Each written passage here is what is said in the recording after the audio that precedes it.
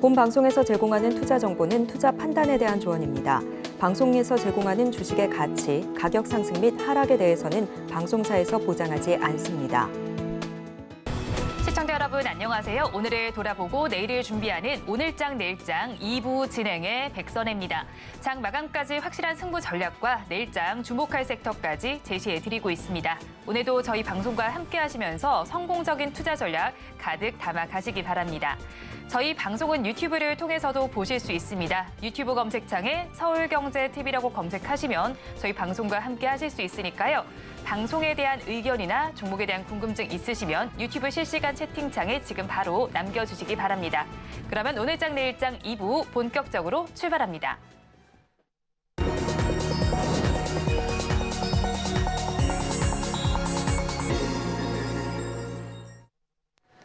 급락하는 종목에 대한 생존 전략을 모색해 보겠습니다. 종목 SOS 시간, 오늘은 다올투자증권 이성웅 차장과 연결되어 있습니다. 차장님 안녕하세요. 차장님 안녕하세요. 네, 잠시 연결이 좋지 못한 점 양해 말씀드리도록 하겠습니다. 양대 시장의 분위기 좀 살펴보도록 하겠습니다. 우리 양대 시장 분위기 살펴보니까 여전히 약세 흐름을 이어가고 있습니다. 코스피 시장은 0.94%, 코스닥 시장은 1% 넘게 빠지는 흐름이 관찰이 되고 있고요. 코스피 지수는 2,582선에 거래가 되고 있는 상황입니다. 이어서 코스닥 지수도 살펴보겠습니다. 코스닥 지수도 역시나 힘을 내지 못하는 가운데 862선에서 거래는 진행이 되고 있는 상황입니다. 수급 상황도 이어서 한번 살펴볼까요? 오늘 이 시간 기준으로 수급 상황을 한번 이어서 살펴보니까 코스피 시장을 먼저 살펴본다면요. 코스피 시장에서는 지금 외국인과 개인이 쌍끌이 매수를 해주고 있고요. 기관 투자자들만이 덜어내고 있습니다. 외국인은 305억 원, 그리고 개인 투자자들 6천억 원 넘게 사고 있습니다. 반면에 기관 투자자들이 6,900억 원 덜어내는 장세가 펼쳐지고 있고요. 코스닥 지수의 상황을 한번 살펴본다면 수급 상황을 체크해 보니까 외국인과 기관 투자자들 물량을 덜어내고 있습니다. 외국인 투자자들은 1,000억 원 넘게, 그리고 기관 투자자들 800억 원 넘게 팔고 있습니다. 반면에 개인 투자자들 많이 2,000억 원 넘게 사고 있습니다. 이어서 이성웅 차장과 함께 이야기 나눠보도록 하겠습니다. 차장님 안녕하세요. 네, 안녕하십니까? 차장님, 저희 급락하는 종목들을 구조해 보기 전에 오늘 시장 상황부터 점검을 하겠습니다. 오늘 시장 어떻게 보시나요? 네, 역시 그 미국 쪽에서 피봇에 대한 기대감이 살짝 꺾인 이후에 우선 어제도 그렇고 오늘도 매도가 특히 이제 오늘은 이제 기관을 중심으로 매도가 나와주고 있죠. 이 기관 개인 쪽에서 많이 받치고 있지만은 좀 힘든 건 사실이다라고 좀 생각이 좀 되고 있고요. 초에 본다고 했을 때 이 3월달에 이 미국의 이 금리 인하에 대한 그 확률 퍼센테이지도 많이 좀 줄어든 상태라서 우선 시장에서는 지금은 방향성을 찾기가 굉장히 좀 힘든 구간으로 좀 가고 있지 않나라고 좀 생각이 좀 되고 있고 그리고 이제 다음 주까지만 봤을 때, 그러니까 내일 장세도 그렇고 다음 주 초반까지도 이런 눈치 보기 장세는 계속 이어질 가능성이 크지 않나라고 좀 생각이 좀 되고 있습니다. 다만 이제 미국 시장과 더불어서 작년 그 연말 11월 중순부터 12월까지 이 글로벌 시장을 봤을 때도 우리나라가 이 홍콩 다음으로 가장 높은 상승률을 기록했죠. 그렇기 때문에 이 미국 시장 쪽에서의 이런 차익 실현에 대한 물량이 좀 빅테크 정리 나온다고 한다면 승부욕의 장세 라기보다도 우리나라 약간 좀 하방 압력을 받을 가능성도 높다라고 좀 생각이 되고 있습니다. 그러니까 지금은 여러 부분보다도 지금은 이제 매크로 지표죠. 지금 미국 국채금리 그리고 환율 이거에 의한 외국인들의 수급 방향이 가장 중요하다라고 좀 생각이 되고 있고요. 그리고 어떻게 보면 작년에 그 IT주를 중심으로 미국에서 오르는 업종과 우리나라에서 오르는 업종 그리고 떨어지는 종목과 또 떨어진 종목이 많이 업종이 섹터가 많이 겹친 부분이 있습니다. 그렇게 본다고 한다면 미국 쪽에서의 증시에 대한 이 섹터별로의 이 등락폭이 그대로 우리나라 시가총액 상위 종목들도 영향을 미칠 가능성이 크다라고 좀 생각이 되고 있어서 오늘 장을 어떻게 보냐? 지금 당분간은 미국의 그 업종별로의 기업들에 대한 이 주가 흐름을 가장 좀 1순위로 좀 체크해야 되지 않을까라고 좀 생각이 되고 있고요. 그리고 이제 1월 효과라는 부분을 좀 많이 얘기를 하는데, 그 역사적으로 봤을 때도 1월 효과는 이 상장 기업들의 그 전년도의 4분기 실질적 기대감에서 1분기 실적 기대감이 플러스 알파로 가는 상황에서 1월 효과가 나온다는 부분인데요. 근데 지금 1월 효과 우리나라 작년 4분기 추정치가 한 달 정도 좀 낮아지고 있죠. 그런 점에서 봤을 때 이 1월 효과에 대한 기대감을 마냥 갖기에는 이 어제도 그렇고 오늘 시장도 봤을 때도 좀 기대감을 낮추면서 시장을 대응해야 되는 게 맞지 않나라고 좀 판단됩니다. 네, 우리 양대시장 오늘도 약세 흐름을 연이틀 이어가고 있는 가운데 더욱더 급락하는 종목들이 있습니다. 2시 30분 기준 급락주들 화면을 통해서 체크해 보겠습니다. 먼저 PCL을 살펴보도록 하겠습니다. 오늘 11% 넘게 빠지고 있습니다. 김소연 대표의 주식 상당수가 글로벌 투자사에 넘어갔습니다. 이 소식을 받고 주가 급락세를 연출하고 있는데요. 3,150원 선의 거래는 진행되고 있습니다. 다음으로 한쌍을 살펴보겠습니다. 지난해 10월 상장한 디지털 보안 기업입니다. 시장에서 하락률 10%대로 집계가 되고 있고요. 지금의 주가 16,720원 10원 선에 거래되고 있습니다. 계속해서 CQ세를 살펴보도록 하겠습니다. 생체 인식 기술 전문 기업입니다. 시장에서 하락률 4%대로 나타나고 있다가 지금 5%대까지 조금 더 밀리고 있습니다. 4,875원 선에 거래되고 있고요. 다음으로 하잉크 코리아 살펴보겠습니다. 모바일 기기와 애플페이 관련주입니다. 오늘 시장에서 3% 넘게 빠지고 있고요. 지금의 주가 7,050원 선에 거래되고 있습니다.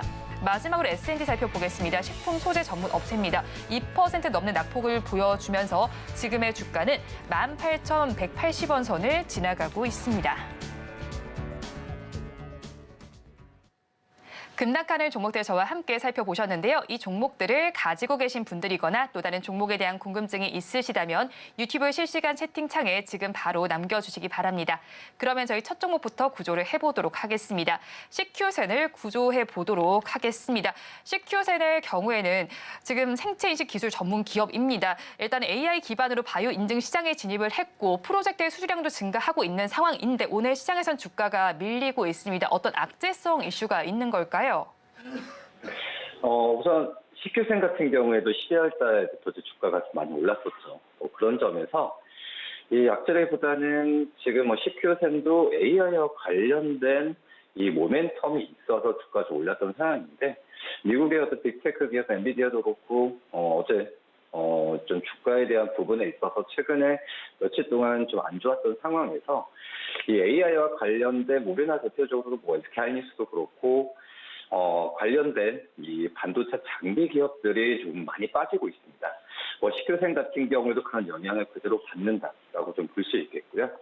이 CQ센 같은 경우에는 이 금융기관을 중심으로 한 이 플랫폼 사업을 좀 많이 하고 있는 그런 기업이라고 좀 볼 수 있겠는데, 이 어떻게 보면은 디지털 채널이나 또 이제 인터넷 이런 뱅킹 이쪽에서의 솔루션에 대한 부분에 있어서 금융권을 중심으로 한 수주나 이런 부분의 매출로 좀 많이 가고 있는 상황이고요. 주가를 작년에도 급등했었던 이유 중에 하나가 바로 이제 AI 기반 바이오 인증 이쪽 사업에 대한 부분에 있어서 시장에 진입하는 모멘텀이라고 볼 수 있겠는데요. 그만큼 이 AI와 관련된 종목들이 주가도 많이 급등에 대한 부분이 나오지만 역으로 얘기하면은 이런 이 관련 종목들의 이 전방 기업들의 주가 하락이나 또 이 통화 정책 이런 부분에 있어서 이 AI 관련주들의 급락도 크게 나온다는 점에서 봤을 때는 이 CQ센 같은 경우에도 이 상승세를 12월 달에 보였다가 오늘 시장 대비해서 크게 좀 밀린다라고 좀 볼 수 있겠고요. 지금 현재 CQ센 같은 경우에 우선 작년에 어떤 실적이나 여러 가지 부분에서는 우려감은 좀 있었던 상황이죠. 근데 하지만은 매출액이나 다른 점을 본다고 한다면 작년 매출액이 재작년에 비해서 줄어들 가능성이 굉장히 크지만 그래서 안정적인 이 금융권을 중심으로 한 고객사를 했다는 점에서 봤을 때는 좀 크게 무리는 없지 않을까라고 좀 생각이 되고 있고요. 지금 올해 초구에는 뭐 금융권이나 이런 공공기관 중심으로 서비스를 제공했지만 지금은 이제 그런 이미지가 좀 바뀌면서 이 대형 물류, 대형 어떤 뭐 쿠팡이나 뭐 이런 카카오페이 이쪽에서 고객사를 점점 확보해가는 과정에서는 고객사 스펙트럼이 다양해지는 과정은 저는 굉장히 좀 긍정적이다라고 좀 생각이 되고 있고요. 뭐 지금 현재 식교생 뭐 AI 쪽에 대한 부분에 있어서 뭐 프로젝트나 이런 부분도 큰 무리는 좀 없이 잘 진행될 가능성이 크다라고 판단됩니다. 우선 이 금융보안원이나 여러 가지 보안선에 대한 이 식교센의 이 솔루션 자체는 인정을 받는 그런 기술력이라고 좀 판단이 좀 되고 있고요. 뭐 그리고 이제 생체 인식 영역에서는 어떤 다수의 기업이 좀 경쟁 주기가 맞습니다.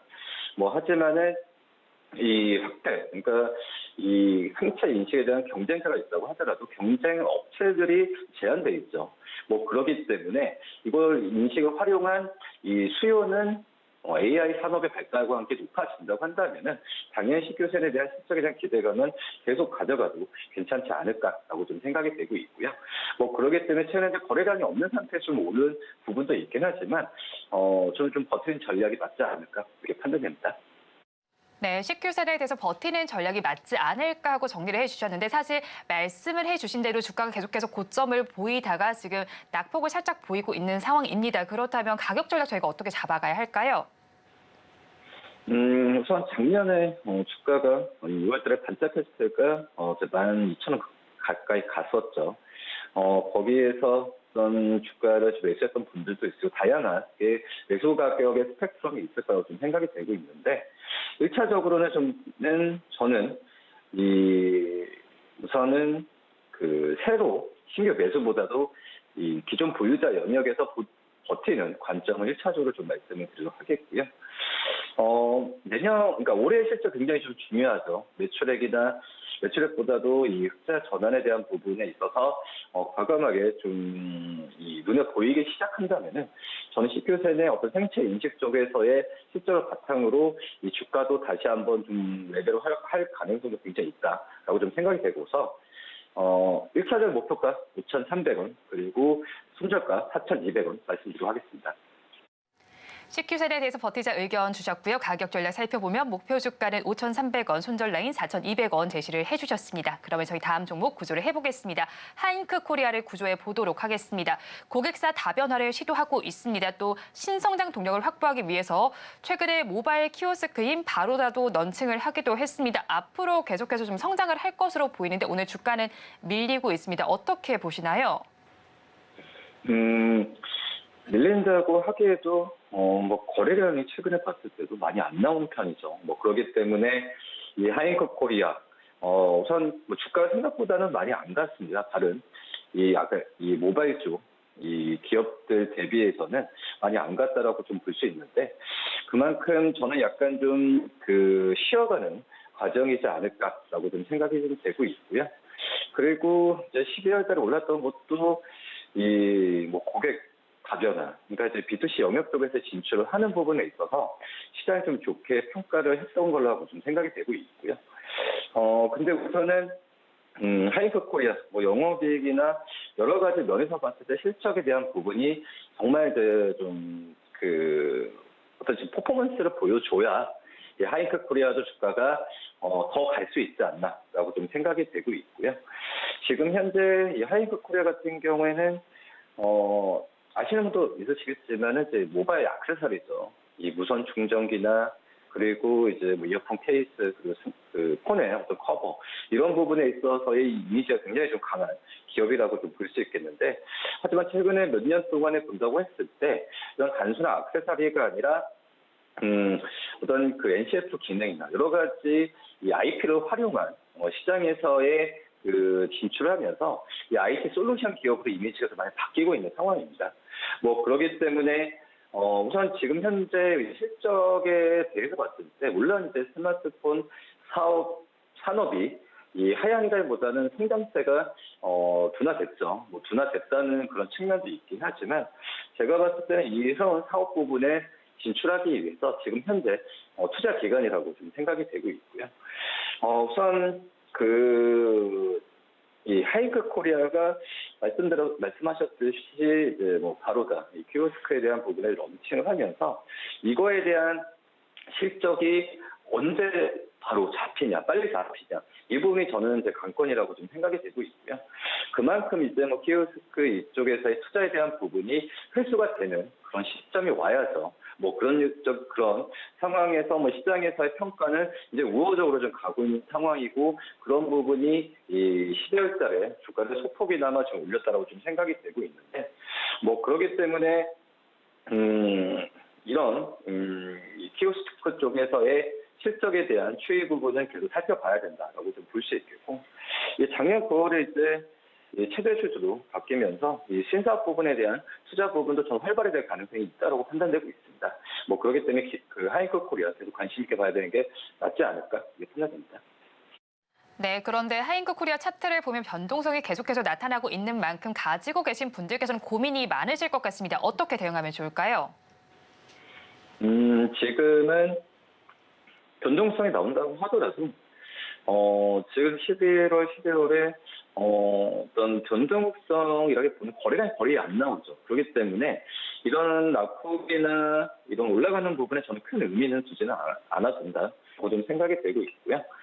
뭐 그렇기 때문에 지금 보유자 영역에서 이 버티는 전략이 맞다고 생각이 되고 있고 신규 매수 관점에서 들어가는 부분은 말씀드렸던 그 키오스크 쪽에서의 실적 그리고 이 엑스페리스 이 최대 주주와 변경이 되면서 이 신사업에 대한 부분의 방향성을 제시하는 부분을 주목하면서 신규 매수나 아니면 기존 보유자 영역에서 이 매수 관점을 유지하시는 게 맞지 않을까라고 판단되고 있고요. 짧게 오늘 현재 760원 기록하고 있는데요. 1차적인 목표가 8,000원, 그리고 손절가 6,000원으로 좀 말씀드리도록 하겠습니다.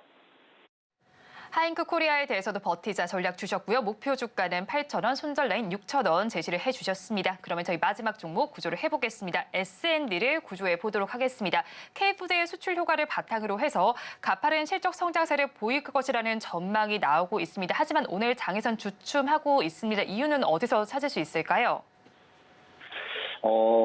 잠깐 쉬어가는 겁니다. 지금 이 종목 같은 경우에 작년 10월 말부터 주가 가파르게 좀 상승을 했습니다. 그러면서 거의 먼저 신고가까지도 이번 주에 어떻게 또 기록을 했죠. 뭐 그런 점에서 저는 S&D의 이 오늘의 하락세는 현재 밑꼬리도 달았죠.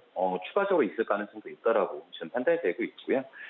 역시 S&D가 지금 일반 기능식품, 그러니까 어떤 첨가 소재를 만드는 기업으로 잘 알고 계시지만 실질적으로 지금 주가에 좀 많이 관심을 갖는 게 건강기능식품 쪽에서의 판매 부분이라고 볼 수 있습니다. 특히 이제 우리나라보다도 해외 쪽에서의 성장에 대한 부분을 지금 기대를 많이 하고 있는데, 근데 우선 본업이라고 할 수 있는 일반 가공식품에 대한 이 첨가제 쪽은 아시겠지만은 작년에도 라면, K푸드에 대한 때문에 라면 기업을 중심으로 이 글로벌 시장에서 많이 주목을 받았었고 이 관련 기업들은 주가가 굉장히 많이 좋았었죠. 그런 점에서 이런 고객군, 그러니까 S&D 같은 경우에도 삼양, 용심 또 이제 더 나아가면 일동 후베이스나 풀몬 같은 고객군을 많이 확보하고 있는 기업입니다. 뭐 그런 점에서 오히려 지금 K푸드 효과는 S&D는 받지 못하지 않았나라고 좀 생각이 되고 있고요. 그리고 이제 K푸드라고 하면은 라면 이렇게 좀 생각을 하시는데 실질적으로 이제 된장, 쌈장 이런 부분이 우리나라의 전통적인 K푸드죠. 이런 쪽에서의 전통 음식 속에서도 이 시장에서 확고한 지위를 차지하고 있기 때문에 어떤 단순 상품에 대한 매출보다도 우리나라 전체 음식 쪽에서의 일반 이 식품에 대한 첨가 소재 이거에 대한 부분 대표적인 S&D이기 때문에 저는 S&D에 대한 관심은 꾸준하게 좀 가져야 되지 않을까라고 좀 생각이 되고 있고요. 그리고 이제 건강기능식품은 지금 우리나라 쪽에서 고객사도 좀 많이 확보를 하는데 지금 수출시장 개척이 가장 중요하죠. 왜냐하면은 지금 임신료 업종 안에서도 이 섹터별로 유동성이 따로 몰리다 아직은 그 해외 쪽에서의 수출 비중이 높은 기업 중심으로 유동성이 좀 강하게 몰리고 있습니다. 뭐 그렇기 때문에 이 본업이나 여러 가지 면에서 봤을 때도 이 S&D의 이 작년도 그렇고 올해도 이 연간 최고 실적 달성은 저는 확신하고 있는데 뭐 그런 부분에 있어서 이 S&D의 이 건강기능식품에 대한 해외 쪽에서의 이 실적에 대한 부분이 잡히게 된다고 한다면 뭐 제2의 이 음식료와 업종 안에서 섹터 안에서 탑픽으로 올라갈 가능성이 굉장히 좀 있다라고 좀 판단되고 있습니다. 네, 그런데 S&D 사실 급등세를 보인 이후에 그 자리에서 어느 정도 차트가 유지를 해주고 있습니다. 사실 그 전에 가지고 계신 분들이 많은 만큼 오히려 수익권이신 분들도 꽤 많으실 것 같습니다. 계속 보유를 해봐도 괜찮은 건지 궁금하고요. 신규 접근은 또 어떨까요? 저는 신규 접근은 뭐 매수 관점도 괜찮다라고 좀 생각이 되고 있고요. 왜냐면은 올해 최대 실적을 기준으로 한다면은 이 S&D의 PER 기준으로 본다고 한다면 6배가 아직 안 되는 수준이거든요. 뭐 그렇기 때문에 이 음식료 업종의 평균적으로 봤을 때도 12배, 프리미엄을 12배 이 평균 PER을 갖고 있을 때 이 S&D의 지금 현재 가격은 이 올해 실적만 생각하고 작년에 최고치로 나왔었죠. 뭐 그렇기 때문에 S&D의 지금 현재 상황은 저평가 구간은 맞다라고 좀 생각이 되고 있고요.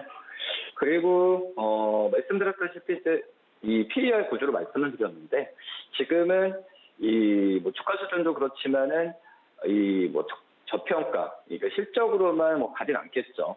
여러 가지 말씀드렸던 해외 쪽에서의 실적에 대한 기대가 그리고 이 지금 신규 거래선이나 이런 부분에 있어서 어떤 수주가 나올지 이런 부분도 여러 가지로 생각했을 때도 저는 S&D는 이제 좀 시작할 가능성이 굉장히 높다고 판단되고 있습니다. 뭐 그렇기 때문에 이 S&D 뭐 신규 매수 관점도 괜찮다라고 좀 생각이 되고 있고요. 지금 뭐 1차적으로 이 목표 주가는 2만 원 좀 말씀드리고 손절가는 16,000원 말씀드리고 하겠습니다. S&D에 대해서 매수하자 전략을 제시해 주셨고요. 목표 주가는 2만 원, 손절 라인 16,000원 제시를 해주셨습니다. 지금까지 다올투자증권 이성웅 차장과 함께했습니다. 오늘 연결도 고맙습니다. 네, 감사합니다.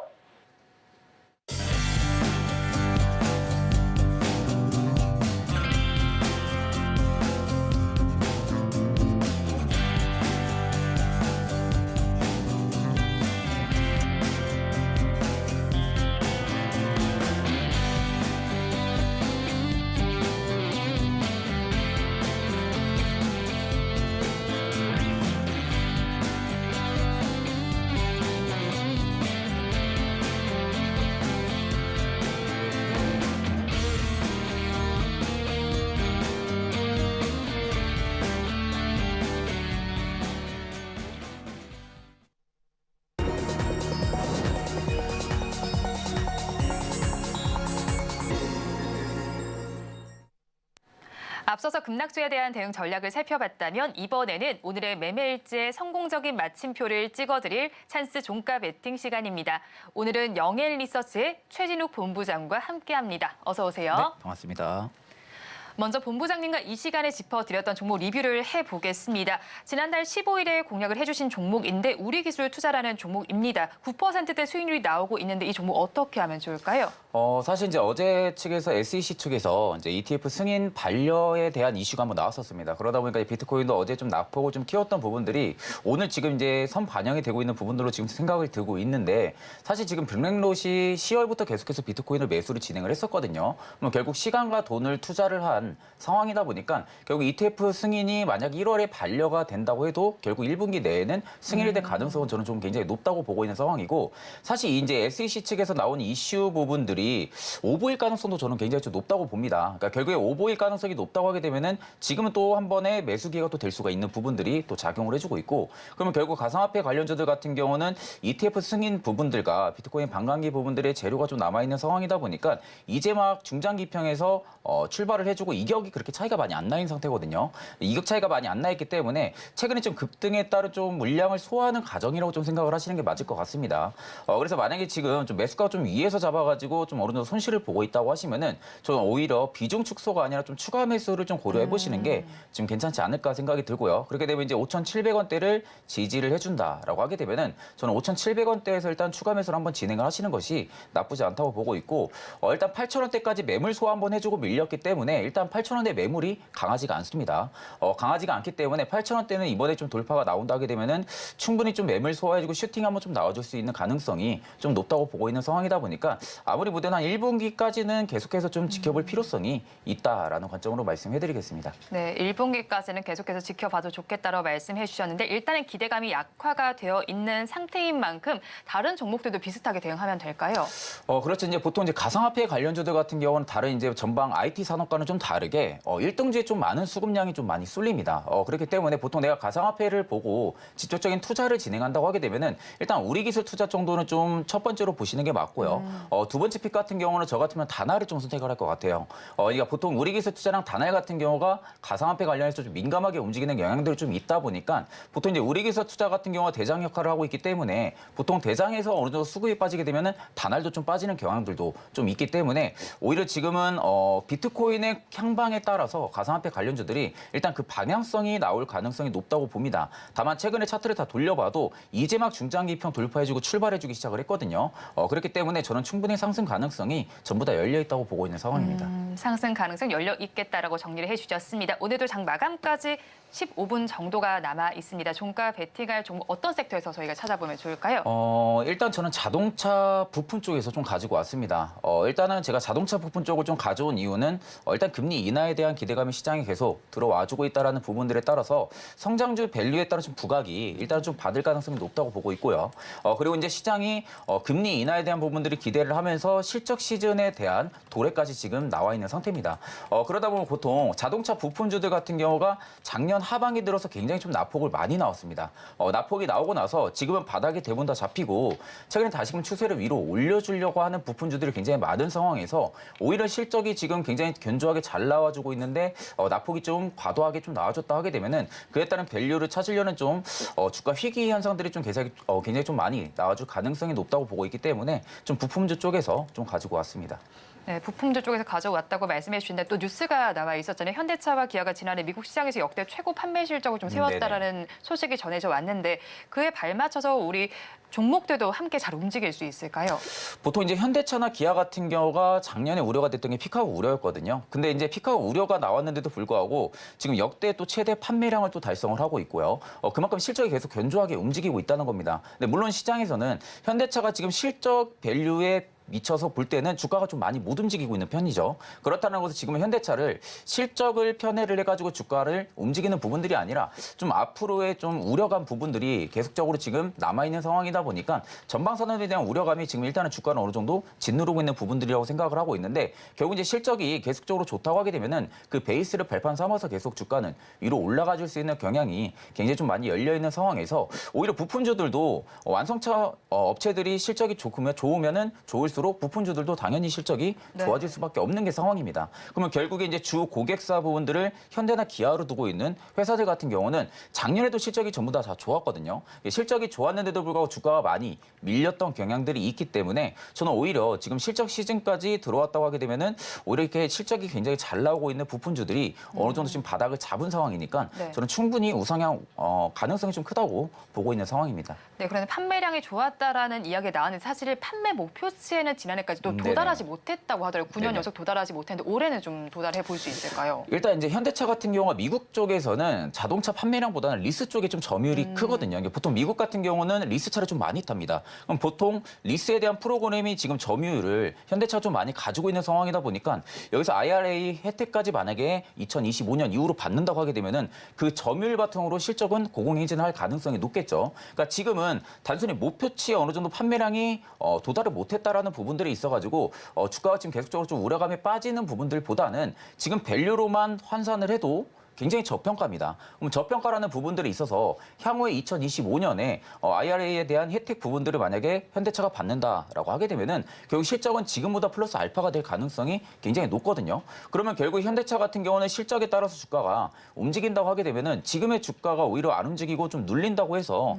저는 좀 걱정할 이유가 아니라 네. 오히려 계속해서 저는 실적은 좀 좋아질 가능성이 저는 높다고 보고 있는 상황입니다. 네, 완성차 업체들 실적이 점차 좋아질 것이라고 말씀을 해주셨고 그래서 이제 자동차 부품주를 가지고 오신 것 같습니다. 네네네. 주가 탄력성 면에서는 아무래도 부품주가 더 좋으니까 그러신 것 같은데 그렇다면 자동차 부품도 사실 많잖아요. 그중에서 네네. 어떤 부품을 만드는 기업에 조금 더 집중을 해야 되는 건가요? 저는 일단은 고객사 이탈이 없을 듯한 네. 좀 샤시 쪽을 좀 가지고 왔습니다. 보통 이제 샤시라고 하게 되면 이제 자동차의 틀을 만드는 회사거든요. 그럼 보통 틀을 만드는 회사가 고객사 한번 정해지게 되면은 고정으로 좀 굉장히 많이 갑니다. 네. 고객사가 뭐 이탈이 된다든지 이런 부분들이 많이 안 나오기 때문에 저는 오늘 샤시 쪽에 대한 좀 전문성을 가지고 있는 기업 화신을 좀 가지고 나왔습니다.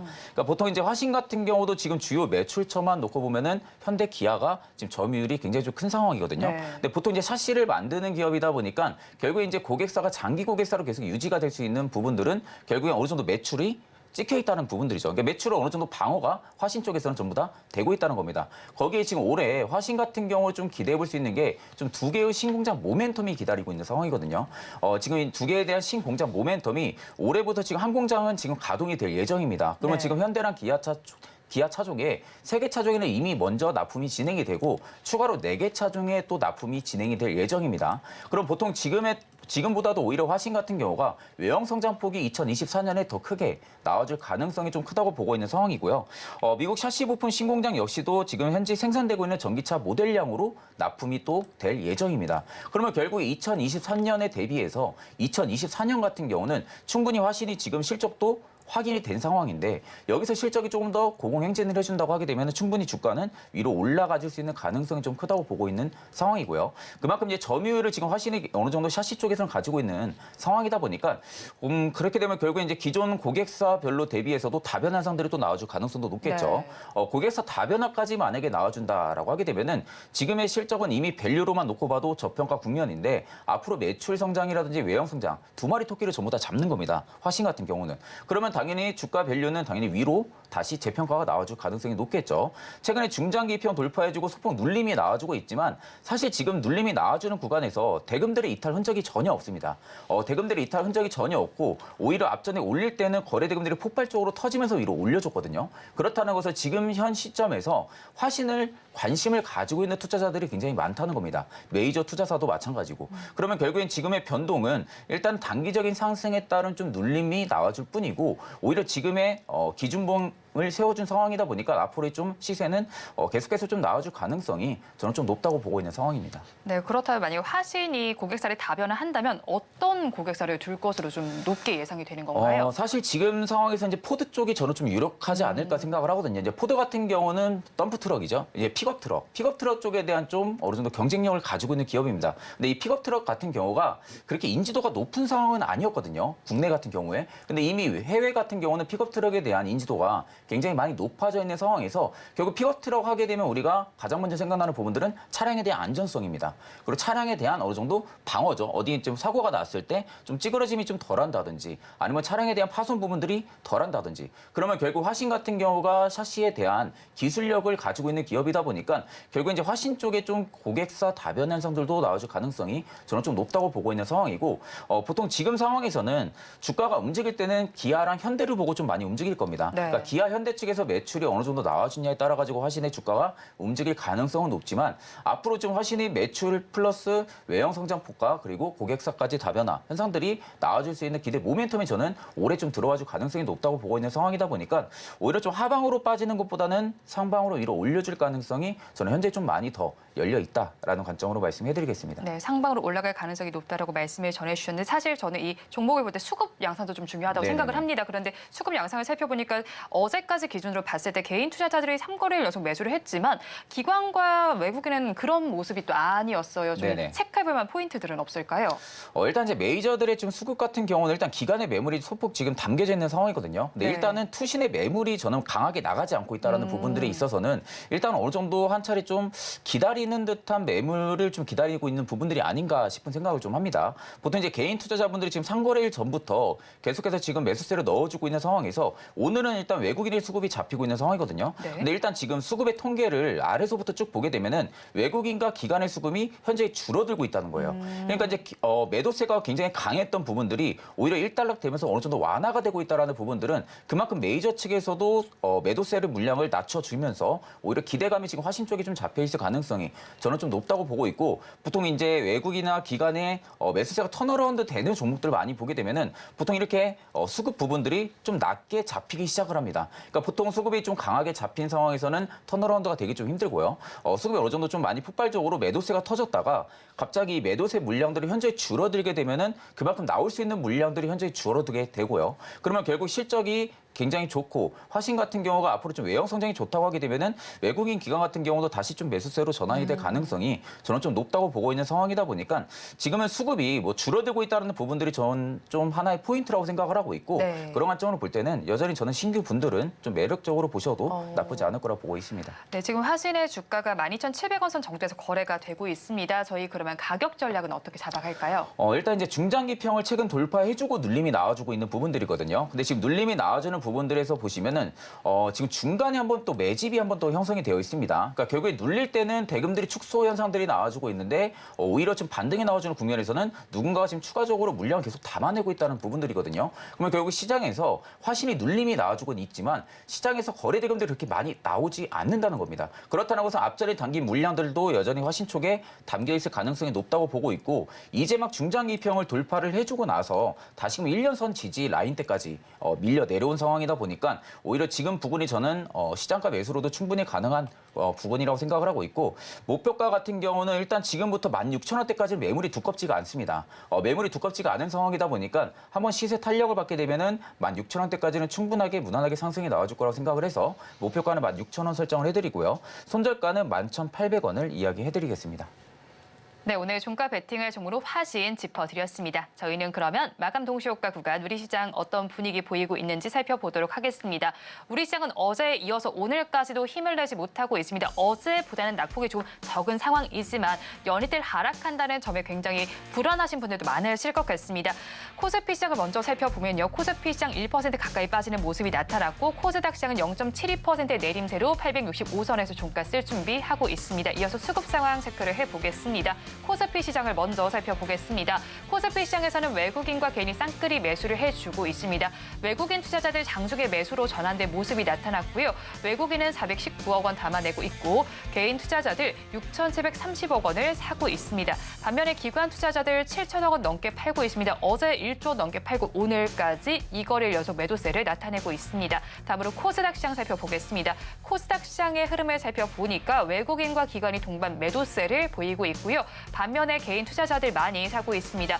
외국인은 1,000억 원 넘게, 그리고 기관 투자자들 700억 원 넘게 팔고 있습니다. 기관은 오늘까지 3거래일 연속, 외국인은 2거래일 연속 매도세 보여주고 있고요. 개인 투자자들 많이 2,000억 원 넘게 사고 있습니다. 오늘 시장 상황 본부장님께서는 어떻게 보셨나요? 일단 지금 이제 지표 발표를 좀 앞두고 경계 물량들이 좀 나와주고 있는 것이 아닌가라는 생각들이 좀 듭니다. 일단 지금 국내 증시 같은 경우는 가장 중요한 키는 수급적인 부분들이 변하는지를 좀 봐야 돼요. 그러니까 결국엔 외국인이나 기관이 들어왔던 수급적이 줄매도 현상들이 계속 나와주고 있는지 부분들을 좀 봐야 되는데, 일단 지금 시장은 앞서 말씀드린 대로 계속 금리 인하에 대한 기대감, 그리고 수출이 계속 회복세가 되고 있다는 부분들, 거기에 각 기업들이 지금 실적이 턴이 되고 있다는 부분들이 현재 우리 국내 증시에서는 위로 올려줄 수 있는 키를 잡고 있는 상황이거든요. 근데 보통 이 키 자체가 현재로서는 바뀔 가능성이 거의 적다고 봅니다. 보통 지금 상황에서도 FOMC 의사록까지도 앞두고 있는 상황이지만 일단 금리 인하에 대한 부분들은 확정시가 된 것으로 지금 판단이 들고, 아직 금리 인하 시점이 어딘지는 발표가 안 나온 상황이거든요. 그럼 금리 인하 시점이 어딘지까지 발표가 만약에 나와준다고 하게 되면은 오히려 지금 국내 증시 같은 경우는 다른 아시아 증시 밸류 대비해서도 하락으로 빠질 때는 민감도가 굉장히 좀 많이 포함이 돼가지고 좀 많이 빠지는 경향들이 있다 보니까 오히려 외국인이나 기관들의 좀 투자 밸류 매력도 자체를 높여줄 떨어질 가능성이 저는 좀 높다고 보고 있는 상황이거든요. 지금 이제 단기적인 증시 상승에 따른 일부 좀 매물이 출회가 되는 부분들로만 좀 보시면 되시고 오히려 지금 상황에서 다시 눌림이 나오니까 다시 빠지는 거 아니냐라는 이런 생각보다는 한번 그냥 좀 쉬어가는 느낌 이런 부분으로 좀 생각을 하시면 되실 것 같습니다. 네, 한번 쉬어가는 느낌이다라고 정리해 주셨는데 수급 상황 제가 현물 시장을 살펴봤는데 선물 시장을 살펴본다면요. 외국인이 어제 좀 꽤 많이 덜어내는 네네. 포지션을 취했고 오늘 역시도 매도세를 계속 이어가고 있습니다. 앞으로도 계속 이렇게 외국인이 매도세를 이어간다면 우리 지수에도 부정적인 영향이 나타날 것 같은데 어떻게 보시나요? 사실 이제 가장 또 중요한 건 외국인의 선물 매수세입니다. 이게 지금 계속해서 매도세가 나와주게 되면은 당연히 증시에도 영향을 분명히 줄 수밖에 없는 부분들이고요. 일단 이제 선물 매도세로 나와주게 되면은 현물 매도세까지도 같이 동반으로 나와주는 경향들이 굉장히 좀 심합니다. 근데 오늘 같은 경우 지금 코스피 쪽에는 외국인이 다시 순매수세로 들어와주고 있고 선물 쪽만 지금 매도세를 나타내주고 있는 상황인데 보통 이렇게 선물 매도세가 나와주게 되면은 증시가 좀 위로 올라가기는 다소 좀 리스크가 걸려 있는 부분들이죠. 근데 다만 지금 선물 매도세 자체가 작년 대비해서 볼 때는 많이 줄어들었어요. 그 계약수 자체가 지금 많이 줄어들었다는 부분들은 일단은 지금 증시 부분들이 바닥권에 있는 부분들이라는 것은 외국인도 알고 있는 사실로 판단이 듭니다. 다만 지금 최근에 상승이 좀 많이 나와줬기 때문에 일부 지금 계약을 좀 매도를 진행을 하면서 좀 차익을 보는 부분들이 아닌가 싶은 생각들도 좀 들고 있고 일단 지금은 저는 선물보다는 일단은 현물 쪽에 매수세가 얼마나 좀 많이 들어와 주는지가 그 여부가 저는 좀 더 중요하다고 생각을 하고 있습니다. 선물보다는 현물 시장에 집중하자라고 말씀해 주셨습니다. 마감 동시효과 구간 함께 하셨습니다.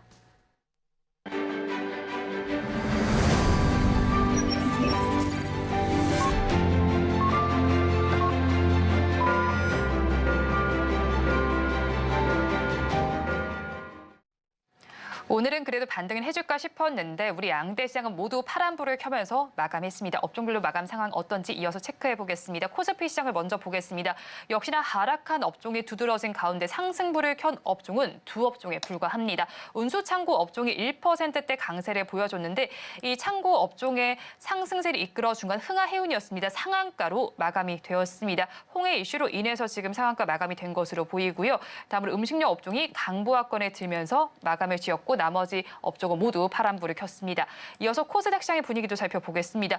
코스닥 시장은 그래도 빨간불을 켠 업종이 조금 더 많이 관찰이 되고 있습니다. 그래도 파란불을 켠 업종이 조금 더 우세한 상황인데요. 일반 전기전자 업종은 4%대 강세로 마감이 됐습니다. 그 안에서 가장 상승률이 높았던 종목은 신성 델타테크로 역시나 상한가 마감을 했고요. 그 다음으로는 금융업종이 좋았습니다. 1% 강세로 마감을 지었습니다. 3위를 차지한 업종은 비금속 업종입니다. 강보합권에 들면서 오늘 시장 마감했습니다. 오늘 시장도 좀 아쉽게 마감이 됐습니다. 그렇다면 앞으로 장에 대한 전략을 저희가 또 짜봐야 할 텐데요. 오늘 장, 내일 장 전문가님들께 여쭤봤습니다. 화면으로 확인해 보시죠. 우리 증시 하락 속에서 일월 휴가를 기대해 볼 만한 섹터는 어디일지 질문을 드려봤습니다. 먼저 나도투자연구소의 이재규 본부장님께서는 화장품의 재상승과 의류주의 반등을 기대해 보자고 정리를 해주셨고요. 다음으로 윤석천 경제평론가님께서는 전기차 침투율이 상승하는 가운데 전장 부품에 접근을 해보는 것이 좋겠다고 정리를 해주셨습니다. 마지막으로 다올투자증권의 이성웅 차장님께서는 반도체와 디스플레이 자동차라고 짚어주셨는데 사실 좀 다 다른 좀 섹터를 언급을 해주신 것 같아요. 네네. 팀장님은 어디가 유망하다고 보시나요? 사실 저는 이제 전기차 침투율 부분들이 가장 좀 눈에 많이 좀 들어와주고요. 일단 전기차 침투율이 높아지게 되면은 결국엔 전장 산업에 대한 긍정적인 여파들이 계속 좀 들어와줄 수밖에 없는 상황이라고 보고 있고, 뭐 일단 최근에 반도체 굉장히 좀 관심도가 많이 높아지고 있고 그에 따른 주가 수급력도 굉장히 강합니다. 그럼 이제 뒤따라서 지금 또 이야기 나오는 부분들은 OLED에 대한 투자 부분들 이야기죠. 그럼 보통 OLED 쪽에 대한 투자까지 단행이 되고 결국 경제 상황이 좋아지게 되면은 보통 이제 시클리컬 산업 자체는 경제가 좋아지면은 실적도 당연히 좀 좋아질 수밖에 없습니다. 그럼 보통 이런 상황에서는 이야기가 많이 나오는 부분들은 IT 계열들 그리고 이제 전장 산업 그리고 이제 뭐 자동차나 2차 전지 이런 쪽에 대한 이야기가 굉장히 좀 많이 나와줄 수밖에 없는 상황이다 보니까 많은 투자자분들이 지금은 IT 쪽과 이쪽을 좀 많이 공략을 하시고 관심을 하실 거라고 생각이 듭니다. 그렇게 되면 일단은 지금 상황에서는 전기차 침투율이 확대가 되는 부분들에 있어서는 자동차 부품주나 전장 산업에 대한 부품주들 같은 경우는 여전히 좀 주목을 해볼 필요성이 있다라고 생각을 하고 있고, 사실 화장품 같은 업계 부분들은 중국 쪽에 쪽에 대한 매출 빈도가 좀 높은 기업들만 좀 제외를 시키면은 저는 나쁘지 않을 거라고 보고 있거든요. 그러니까 화장품도 꾸준하게 매출 성장세가 나오는 기업들은 분명히 나옵니다. 다만 지금 매출 빈도가 자체가 중국 쪽에 좀 점유율을 많이 가지고 있다 보니까 그런 쪽에 대한 여파가 화장품 전체 섹터에 좀 영향을 좀 많이 미치거든요. 그러면 지금은 이제 개별적인 기업 위주로만 본다고 하게 되면은 사실 지금은 중국 쪽에 대한 매출 빈도가 낮은 기업들 같은 경우는 저도 지금은 투자는 좀 유효하다고 생각을 하고 있고 그 외에 업종으로서는 현재 상황에서 이제 바이오 쪽 같은 경우는 계속해서 좀 기대감이 좀 들어와줄 가능성이 좀 높습니다. 올해 아마 상반기까지는 바이오 쪽의 투자 수급이 끊이지는 않을 거라고 생각을 하고 있거든요. 그만큼 성장주 밸류 대비해서는 현저하게 좀 올라간 폭이 미비하다 보니까 일단 바이오 쪽에 대한 수급도 지속적으로 좀 체크를 해볼 필요성이 있고 가장 중요한 것은 일단은 바이오, 반도체 그리고 디스플레이 쪽 같은 경우도 좀 중요시 보면 되고요.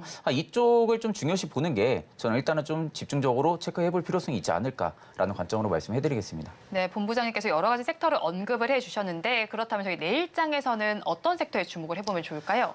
사실 지금 상황에서는 저는 이제 단기 트레이딩이 유용하다고 하게 되면 2차 전지 쪽이 되지 않을까 생각이 좀 많이 들거든요. 일단 뭐 작년만 해도 동네 슈퍼만 가도 배터리 이야기 굉장히 많이 나왔어요. 여기저기서 이제 배터리 이야기도 굉장히 많이 나왔지만 지금은 아마 어딜 가든 2차 전지에 대한 이야기가 좀 많이 줄어들었습니다. 네. 그러니까 그만큼 시장에 대한 기대감이 많이 빠졌기 때문에 그러면 지금 2차 전지를 보면 안 되지 않냐라는 생각들도 하실 수 있겠지만 에코프로 머티하고 가는 것만 봐도 지금 상황에서 2차 전지에 대한 기대감은 여전히 살아있다는 겁니다.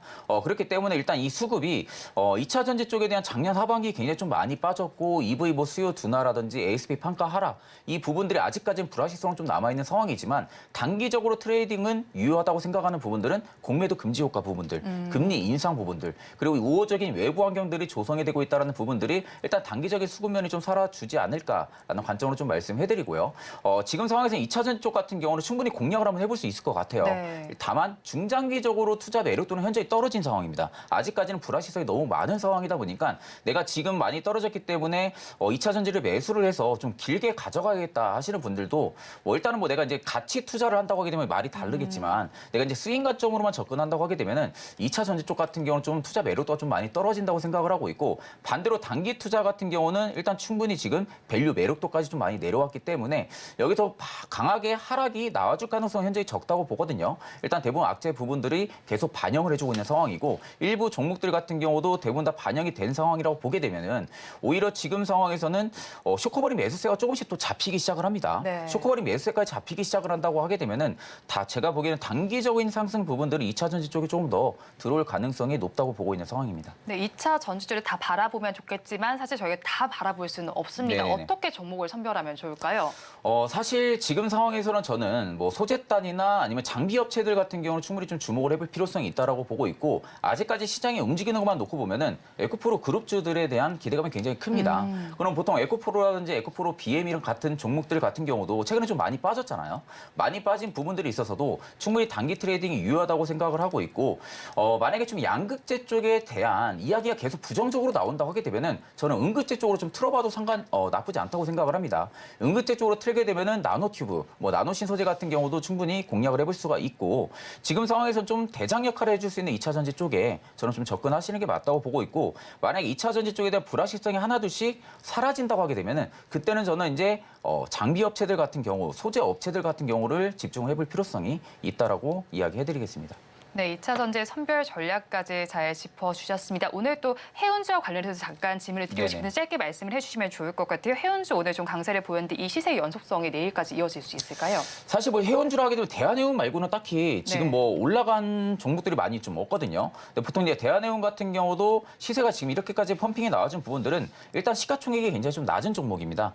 시가총액이 좀 낮은 종목에서 그만큼 유동성 물량들이 적기 때문에 순간적인 대금으로도 충분히 시세를 좀 조성을 시킬 수가 있는 부분들이고 결국 이제 경제 부분들이 좋아진다고 하게 되면은 뭐 해운이라든지 뭐 운임 부분들도 계속해서 좀 상승 부분들이 나와주는 이야기가 긍정적으로 나와줄 이슈가 많기 때문에 그런 관점 보게 되면 지금은 대한해운 같은 경우 뭐 그리고 이제 보통 흥하해운 같은 경우를 충분히 좀 접근이 가능하다고 생각을 하고 있고 뭐 HMM이나 페노션 같은 경우도 아직까지는 이슈가 좀 살아있는 상황이라고 보고 있기 때문에 좀 이런 쪽도 공략을 해보시는 게 나쁘지 않다고 생각을 하고 있습니다.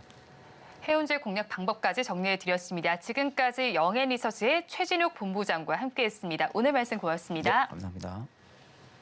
오늘장 내일장 2부에서 전해드린 내용 정리해서 보여드리겠습니다. 화면으로 확인해 보시죠. 오늘장 내일장 2부의 핵심입니다. 오늘 종목 SOS 시간에는 CQ생과 하잉크 코리아, S&D를 구조해 드렸습니다. 세 종목 모두에 버티자 의견을 주셨고요. S&D의 경우에는 수출 시장 개척이 본격화됨에 따라서 추가 매수도 유효하겠다라고 정리를 해주셨습니다. 오늘 종가 베팅할 종목으로 화실을 짚어주셨습니다. 점진적으로 이익 개선이 가시화가 되는 만큼 공략을 해볼 필요가 있다라고 정리를 해주셨고요. 마지막으로 내일의 시장 승부수로는 2차 전지 짚어주셨습니다. 본 방송에서 제공하는 정보는 투자 판단에 대한 조언일 뿐 해당 주식의 가치와 수익률을 보장하지는 않습니다. 아울러 서울경제TV와 서울경제신문은 당사의 브랜드입니다. 최근 당사를 사칭하는 피해 사례가 늘어나는 만큼 각별히 주의해 주시기 바랍니다. 오늘장 내일장 2부에서 준비한 순서는 여기까지입니다. 저희는 내일 이 시간도 여러분과 함께하겠습니다. 오늘도 시청해 주신 여러분 고맙습니다.